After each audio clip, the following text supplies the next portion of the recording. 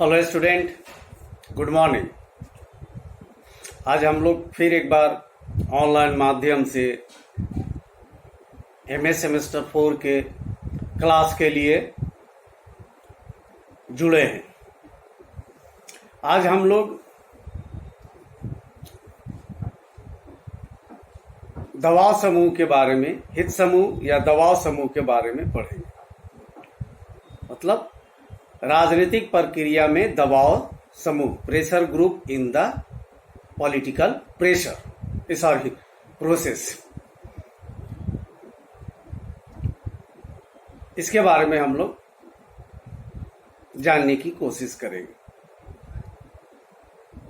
आधुनिक प्रजातांत्रिक पद्धति में समान हित की पूर्ति के अलावे राज्य को कुछ काम खास हितों के लिए भी करने पड़ते हैं। विशिष्ट हित अपने पक्ष में काम करवाने के लिए राज्य और प्रशासन पर दबाव डालते हैं। इसे दबाव की राजनीति कहा जाता है। दबाव आमतौर पर खास संगठनों के माध्यम से डाला जाता है, जो अराजनैतिक समुदाय होते हैं, उन्हें दबाव समूह कहा जाता है। अब हम लोग बात कर लेते हैं हित समूह, हित व दबाव समूह के बारे में कि आखिर होता क्या है। Interest and pressure group. वर्तमान राजनीतिक प्रक्रिया में हित व दबाव समूह का एक खास स्थान है। किसी समय इस प्रकार के समूहों लॉबीज को धोखा, भ्रष्टाचार और बुराई का प्रतीक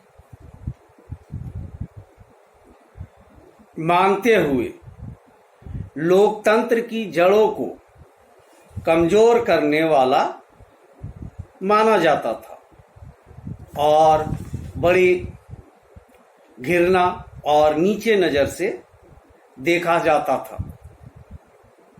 लेकिन आज स्थिति इसके विपरीत हो गई है। मतलब आज हालात वैसे नहीं है कि लोग इसको बुरे नजर से देखें, क्योंकि आधुनिक लोकतंत्र में इनका महत्व इतना बढ़ गया है कि उन्हें एक आवश्यक यानी कि जरूरी बुराई मानते हुए लोकतंत्र का सहयोगी माना जाने लगा है।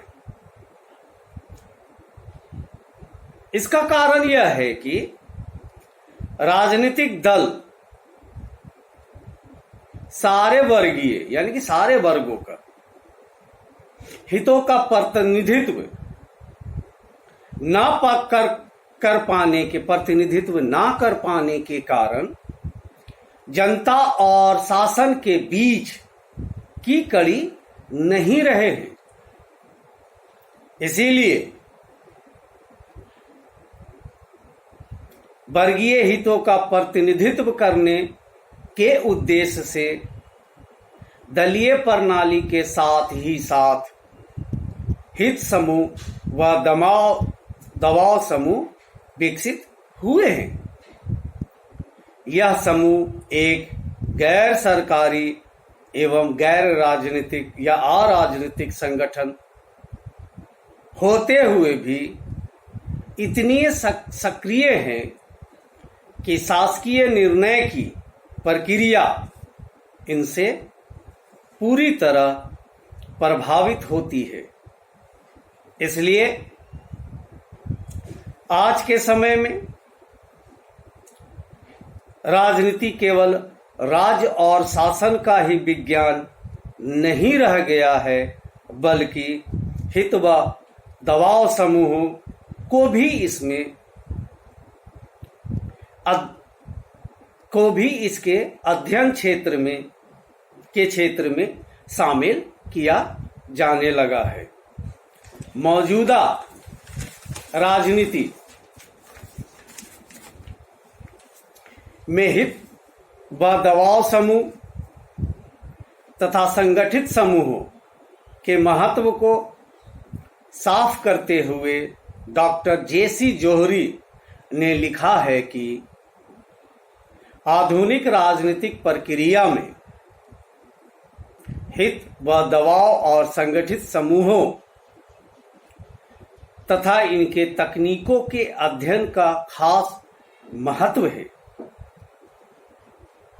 इनके अध्ययन में उन अंतर्निहित शक्तियों व प्रक्रियाओं पर जिसके द्वारा से संगठित समाज में, खासकर लोकतांत्रिक समाज के राजनीतिक शक्ति का संचालन और प्रयोग होता है, उन पर प्रयोग होता है और उन पर प्रभाव पड़ता है। आमतौर पर हित समूह और दबाव समूह को एक मानते हुए एक ही नाम दबाव समूह से जाना जाता है, क्योंकि जब समान हित वाले लोग अपने हितों की रक्षा के उद्देश्य से संगठित हो जाते हैं तो इस प्रकार का संगठन हित समूह होता है।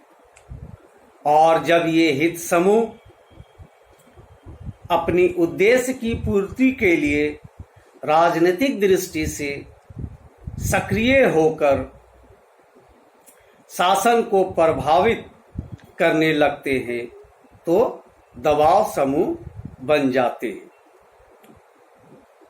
इस बारे में जी.एन.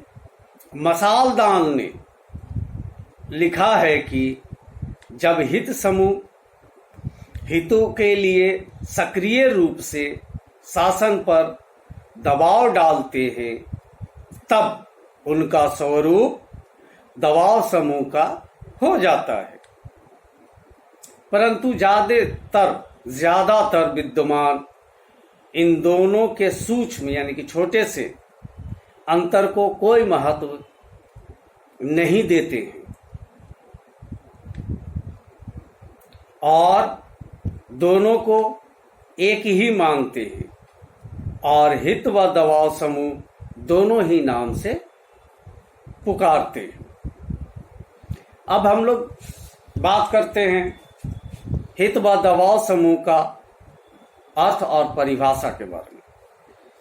हित व दबाव समूह का अर्थ और परिभाषा, meaning and definition of interest and pressure group.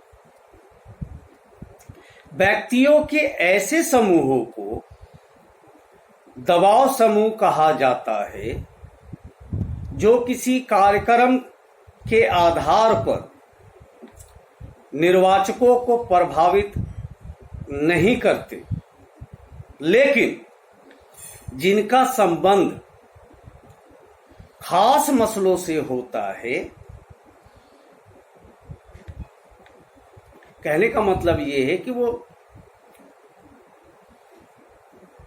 किसी कार्यक्रम के जरिए के आधार पर निर्वाचकों को वो प्रभावित नहीं करते, यानी कि राजनीतिक में जो जनरल जो इशू होते हैं उसको वो प्रभावित नहीं करते हैं, लेकिन जिनका संबंध खास मसलों से होता है यानी कि जो उनके हितों से होता है उसको वो प्रभावित करते हैं।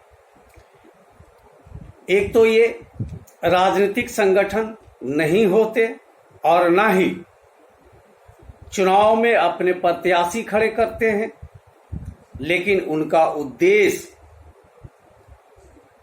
अपने सदस्यों के विभिन्न सामाजिक, आर्थिक एवं व्यवसायिक हितों की रक्षा करना होता है। इस उद्देश्य की पूर्ति के लिए ये समूह शासन पर नियंत्रण करने के लिए कोई प्रयास किए बिना ही प्रशासकीय और संसदीय दोनों ही प्रकार के पदाधिकारियों को इस प्रकार से प्रभावित करने का प्रयास करते हैं कि वे उनके हितों के अनुकूल ही काम करने के लिए बाध्य हो जाए। इस प्रकार दबाव समूह अपने हितों के अनुकूल कानून निर्माण करने और अपने हितों के विरोधी विधेयकों को वापस कराने या पारित न होने देने के प्रयास करते हैं। लेकिन ये तभी सक्रिय होते हैं जब इसके हितों को खतरा होता है, अन्यथा ये निष्क्रिय बने रहते हैं। इसलिए इन्हें अज्ञात साम्राज्य कहा जाता है। विभिन्न विचारकों ने दबाव समूह को निम्नलिखित रूपों में परिभाषित किया है। इनकी परिभाषा है 4-5 जो हम लोग बारी बारी से देखेंगे। इसमें सबसे पहला है हर्मर जेंगलर के अनुसार दबाव समूह ऐसे व्यक्तियों का संगठित समूह है जो अपने सदस्यों को औपचारिक रूप से सरकारी पदों पर आसीन कराए बिना सरकारी निर्णयों को प्रभावित करने का प्रयास करता है। अब इसका दूसरा परिभाषा मायरन वीनर के शब्दों में, दबाव समूह का मतलब स्वेच्छा से संगठित एक ऐसे समूह से होता है जो शासकीय ढांचे से बाहर रहकर शासकीय अधिकारियों के निर्वाचन, मनोनयन तथा सार्वजनिक नीति के निर्माण एवं क्रियान्वयन अपने हितों में प्रभावित करने का प्रयास करता है। अब तीसरा है पीटर ऑडिगार्ड का कहना है कि दबाव समूह ऐसे लोगों का औपचारिक संगठन है जिसमें एक या अधिक समान उद्देश्य या स्वार्थ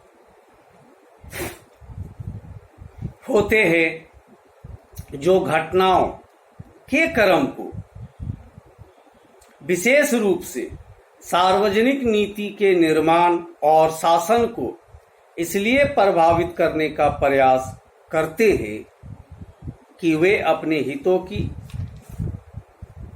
रक्षा एवं वृद्धि कर सके।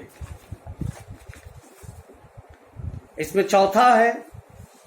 चौथा परिभाषा प्रोफेसर एमजी गुप्ता का। प्रोफेसर एमजी गुप्ता का मानना है कि दबाव समूह असल में एक ऐसा माध्यम है जिसके द्वारा समान हित वाले लोग सार्वजनिक मामलों को प्रभावित करने का प्रयास करते। इस अर्थ में ऐसा कोई भी सामाजिक समूह जो प्रशासकीय और विधायी दोनों ही प्रकार से निर्णयकर्ताओं को सरकार पर नियंत्रण करने के लिए कोई प्रयास किए बिना ही प्रभावित करना चाहता है तो वह दबाव समूह कहलाएगा। ये थे दबाव समूह की अर्थ और परिभाषा। अब सवाल ये उठता है कि वो अपने जो हितों की रक्षा करते हैं या अपने कामों को वो करवा लेते हैं, उसके लिए वो क्या करते हैं? तो उसके लिए वो कुछ तरीके अपनाते हैं।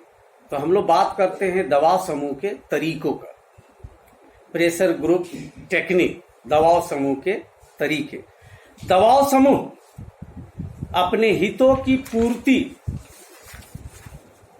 के लिए उपयुक्त साधन या तरीके अपनाते हैं। प्राचीन समय में उनके साधनों को बुरी नजर से तथा घृणा के नजर से देखा जाता था।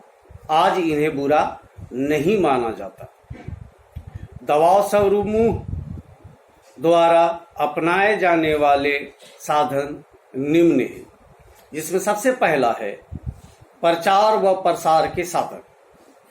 अपने उद्देश्यों की प्राप्ति के लिए जनता में अपने पक्ष में सद्भावना का निर्माण करने के लिए और हित प्राप्ति में सहायक सिद्ध होने वाले लोगों के दृष्टिकोण को अपने पक्ष में करने के लिए ये विभिन्न दबाव समूह अथवा वर्गीय या आर्थिक हितों के प्रभावशाली संगठन, प्रेस, रेडियो, टेलीविजन और सार्वजनिक संबंधों के विशेषज्ञों की सेवाओं का उपयोग व प्रयोग करते हैं। इनका दूसरा साधन है आंकड़े प्रकाशित करना, यानी किसी भी चीज के बारे में कि ये इतना है, ये इतना है, ये ऐसे है और इसको ऐसे होना चाहिए। तो दूसरा है आंकड़े प्रकाशित करना। नीति निर्माताओं के समकक्ष यानी के सामने अपने पक्ष को प्रभावशाली ढंग से पेश करने के लिए दबाव समूह आंकड़े पर प्रकाशित करते हैं ताकि अपनी बातों को पूरा करवा सके। तीसरा है गोष्ठियां आयोजित करना, विचार विमर्श के लिए सेमिनार वगैरह, गोष्ठियां आयोजित करना। आजकल दबाव समूह विचार विमर्श तथा वाद विवाद के लिए गोष्ठियां, सेमिनार तथा भाषण आदि का कार्यक्रम आयोजित करते हैं। इन गोष्ठियों में विधायिका तथा प्रशासिका के प्रमुख अधिकारियों को आमंत्रित करते हैं और अपने व्यक्त हितों की पूर्ति के लिए प्रभावित करने का प्रयास करते हैं। इनका चौथा साधन है संसद की लॉबियों में सक्रिय रहना, यानी कि संसद, पार्लियामेंट और राज्यों के विधानमंडल सभी में अपने के जो लॉबी होते हैं उसमें, ग्रुप को कहते हैं आमतौर पर लॉबी, उसमें सक्रिय रहना, यानी कि संसद की लॉबियों में सक्रिय रहना।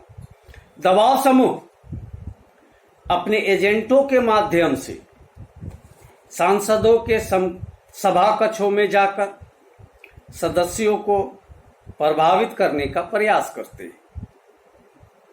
ये सांसदों से संपर्क करते हैं, उनकी गतिविधियों पर निगरानी रखते हैं और विचारधारा को बदलने का प्रयास करते हैं।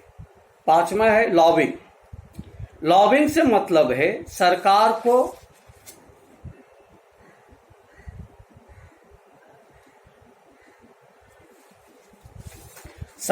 को प्रभावित करने का लक्ष्य नहीं होता, इसलिए वे राजनीतिक और प्रशासन में सॉरी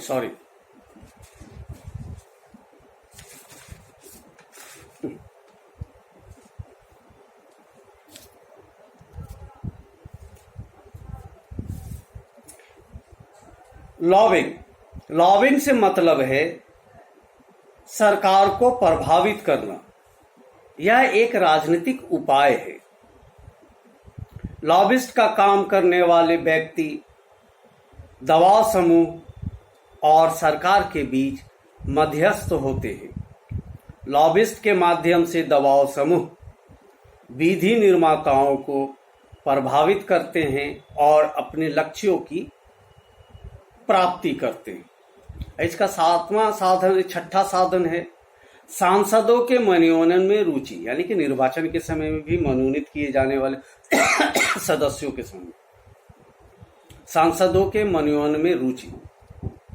दबाव समूह ऐसे ऐसे व्यक्तियों को चुनाव में दलीय प्रत्याशी मनोनीत करने में मदद करते हैं जो आगे चलकर संसद या विधान मंडलों में उनके हितों की अभिवृद्धि में सहायक हो, यानी कि बढ़ोतरी में सहायक हो। सातवां है प्रदर्शन। कभी कभी दबाव समूह उग्र आंदोलनात्मक तथा प्रदर्शनकारी साधनों का भी प्रयोग करते हैं। आमतौर पर दबाव समूहों द्वारा ऐसे ही साधनों का अधिक प्रयोग किया जाता है। आजकल तो दूसरे अन्य दबाव गुट भी हड़ताल, रैली, जुलूस आदि साधनों का आमतौर से प्रयोग करते हैं। तो ये था राजनीतिक प्रक्रिया में दबाव समूह। आज के लिए बस इतना ही।